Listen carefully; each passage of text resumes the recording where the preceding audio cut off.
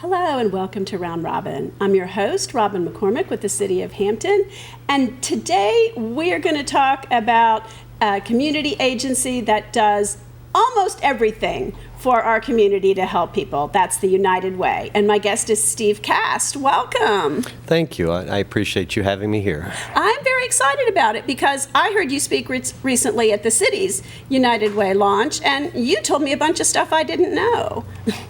Well, that's hard for me to believe because you know everything, but... I like to think that. But the United Way has gone through a lot of transformation since you came on board, and I don't know that everybody knows that. Can you tell us how you got there and what's happened? I'm happy to.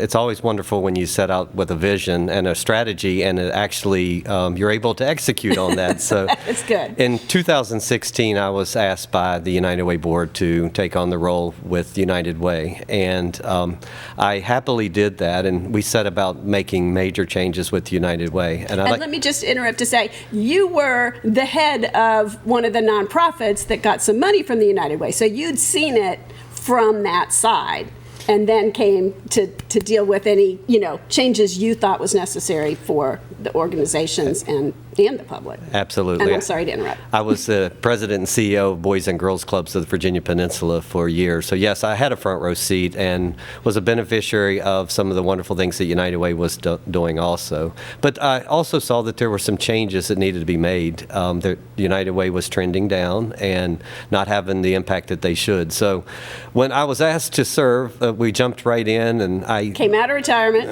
I said, I'm going to put the band back together, and we went to find the leaders in the community that had been major supporters of United Way and maybe had pulled away a little bit. Folks like Conway Shield and Bill Downey and Gordon Gentry and Mary Bunting jumped in to serve on the board and to help guide us in those first couple of years. And we dove in the deep end of the pool, and one of the first things that we did, and I was really so happy, and it's really guided our changes, is, United Way was known for addressing the greatest needs in the community. And it had been 20 years since our United Way had done a needs assessment. So I said, guys, if we haven't done a needs assessment, we need to... Right, we don't know what the greatest needs are these days. Yeah, that's great. So I will not bore you and your audience with all the details of that needs assessment. Well, what came back from that is that our community was concerned about those people that are either in poverty or in ALICE. And ALICE is an acronym. It's basically the working poor, asset limited, income constrained, employed individuals. The sort of paycheck to paycheck. If something happens, they fall under that line pretty quickly. Absolutely. So, these are our friends and neighbors. These are people that we sit beside in church. They're helping us. Serve us food in restaurants. Absolutely. Yeah. So we put together a goal of moving 10% of our community out of poverty and out of ALICE. And I will report on that maybe at the end of this, but in order to do that, we had to raise resources, and there had been a decline in resources that had been given. So some of the things that we did, the board at the very first board meeting, I challenged them for us to offset the administrative and fundraising costs. People are concerned about that because I think largely because the national organization, had an issue. People had an issue with how much they were spending on overhead, and that wasn't the case here as much. But you've knocked it down even farther. No, it was 25% at some points in time with our United Way. So through our contributions, and I say our because mine and the board of directors and their companies, we offset all fundraising and administrative costs. So see, that is a huge thing that we need to get the word out there to people because they don't always, it takes so long to change impressions. Even if people have heard it once, they forget it or whatever. So I just want to punctuate that, and I keep interrupting you. I'm sorry. I'm glad you interrupted me because it is an important point to let people know. But what that means is if Robin wants to give $1,000 either to her favorite partner agency or to United Way for the Community Impact Fund, that means $1,000 goes directly to the needs. And instead of 750 with a prior policy. So Yeah, that's great. we're really happy about that. There also were two major brands with the United Way in the community. There's United Way of Greater Williamsburg and United Way of the Virginia Peninsula. And we knew that to be stronger together, we needed to come together. So we... 'Cause there's overlap in York County in particular, you know. We effectuated a merger, and that has gone so well. And we took on additional partner agencies, and so now we're all working together for a solution in the community. So with that. And the last thing that we did is, United Way brings people together and works with organizations, and we couldn't do it without our incredible organizations in the community. So we decided we were going to bring back United Way to the people, the donors, and to the partner agencies. And there had been some major cuts with our partners, and we've worked really hard to get them back to the levels they were before these major cuts happened. So it's been a great ride, but how wonderful is it that we're helping those in our community who need us the most when they need us the most? And the last piece of this puzzle that I'm really, really happy about is the resource and referral. We now have the Community Assistance Network, and it's 757-229-2222 if you need help. But what's special about that now is prior to that, there were 7 or 8 entry points if someone needed help.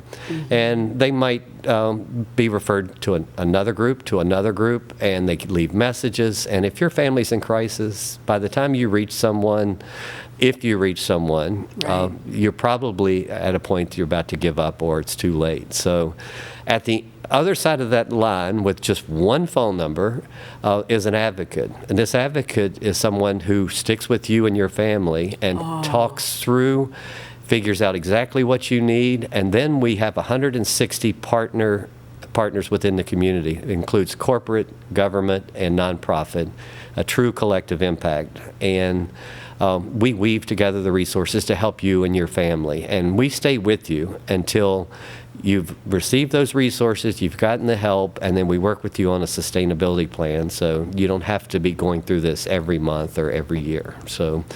That's amazing. From United Way figuring out what we do, how we do it, honoring the people, the donors, and the agencies that are working so hard, and then being able to really efficiently get resources out to people and compassionately work with them. So United Way is now positioned where it needs to be, and we're just thankful for an incredible community. It's so important to have that one entry point because there kind of isn't one. Other than that, you're calling churches, you're calling different you don't know where to turn. And I think having that centralized help is a huge, huge benefit for the community. And you mentioned churches. Our faith-based organizations in the community do incredible work.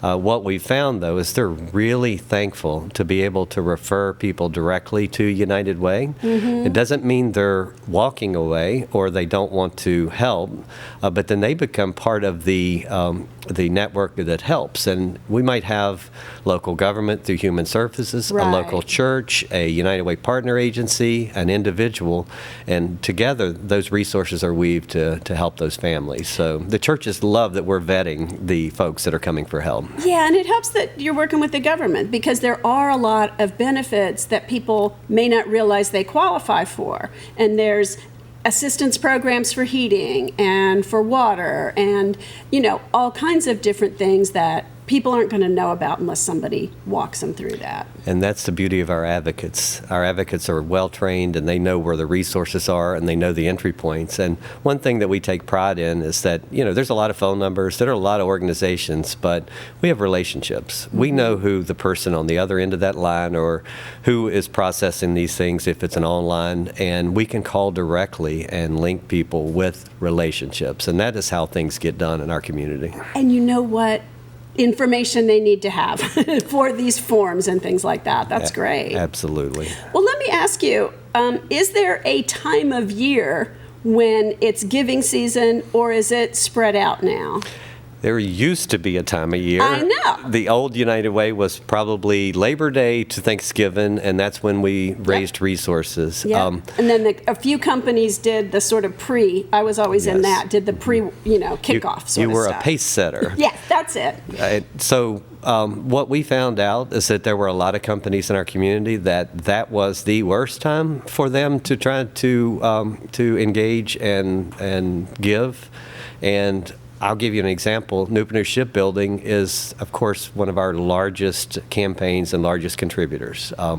They always kick the campaign off with just about $1 million corporate gift. Wow. And then their employees give anywhere from $600,000 to $750,000. Because they have a lot of employees. Yes, they do. But Shipyard, my very first year, said to me, it doesn't fit. This is very hard for us. We could do a better job if we could do it in February or March. And I said, well, you're the boss.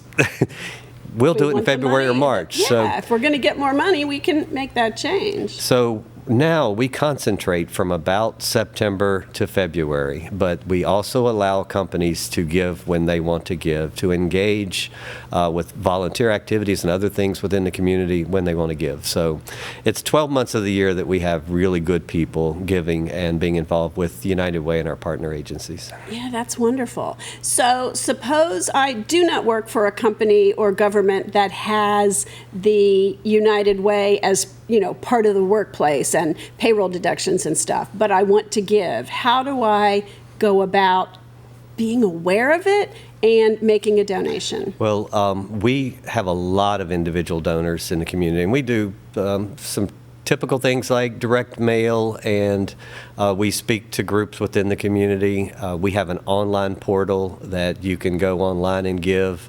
If you would like to talk about how you want to engage and give, you call our office and we'll come out and see you, or you can come see us. So there are many ways you can do that. And also, instead of just old campaign, we have a diversified resource development plan. So some people might not be able to give now, but through planned giving. Oh, that's awesome. So we have a lot of people within the community that are making planned gifts to make sure that their community is strong and vital, even after they're not able to be here and to be helping and assisting with that. They can assist forever. So I don't think United, at least in my experience, I know our United Way hasn't done that before. My college does it. Lots of other ones do it, but they put it's a skill to learn to say all those things and what people need to know, and the professional fundraisers. You guys are in that category now. We are, and I had tremendous experience and I might say training when I was working with Boys and Girls Clubs, and we had a diversified resource development plan there because we had to. We had a lot of needs and we had to fund it. When I came to United Way, I quickly said, we just can't rely on campaign. Right, we have to be able to diversify our revenue, and so we love doing that and love engaging with the community. And you said something. Our United Way doesn't look like most United Ways in the United States. Offsetting the fundraising costs, diversifying our resource development strategies, and having the collective impact model where we work with the corporate and nonprofit and government communities all together. Not everyone is doing that. So I think we, and I'm really proud of our group, our staff, our board. I think we're ahead of the pack in the ways that United Way should be impacting their community. That's awesome. They're going to start calling you to be an advisor to other campaigns, I predict. Well, maybe. that happens a little bit. I also get the phone calls where they're saying, you're really, this offsetting fundraising costs, we can't do that. So will you stop saying that? Yeah, and I'm like, no, we will not, because it's making... Some communities would have a harder time than others, but you got to pull together. You pulled together the right people, and I think that makes a huge difference. Well, let me tell you about some of the numbers. And simply, when I started the year before, $2.8 million was raised through our campaign on the United Way. So 2 years ago, a big chunk of which went to went to the expenses of it. So yes. 2 years ago, we raised $11 million in the community. So if you do the right things, then you ask people how they want things to look and go and how they want to be engaged, then they will they will respond to you. So, but numbers are numbers. $11 million was invested in the community. When we started with this, having 10%, moving 10% of the community out of poverty or out of Alice, we were at 43% locally in our community, in our 8 cities and counties. 43% were either in poverty or in Alice. The new numbers that just came out yesterday, there is a 2-year lag, but it's now 39%. Wow. So, from 43 to 39 is just about 10%. So percentages are it's hard to think about. Percentage points and percentages are different. But there are lives out there. Those That's are a lot of people that right. Are in a better situation, and that only affects them, but generations to come behind them. So we're really proud of the work we're doing, and we look forward to setting a new goal because we're going through our new strategic plan. And engaging with the community in that. That's wonderful. Thank you so much for coming by. I really appreciate it. Robin, thank you. And I want to thank our incredible community. It's really a great community. Community helping our community is a wonderful thing. Absolutely. I urge you to donate, to be a part of the campaigns at work, or to reach out to the organization. It is important to help our neighbors. It is important to help our community get on its feet and have wonderful, productive lives and be able to give back later. So please do reach out to the United Way. It's a new organization, basically. So thank you so much for watching.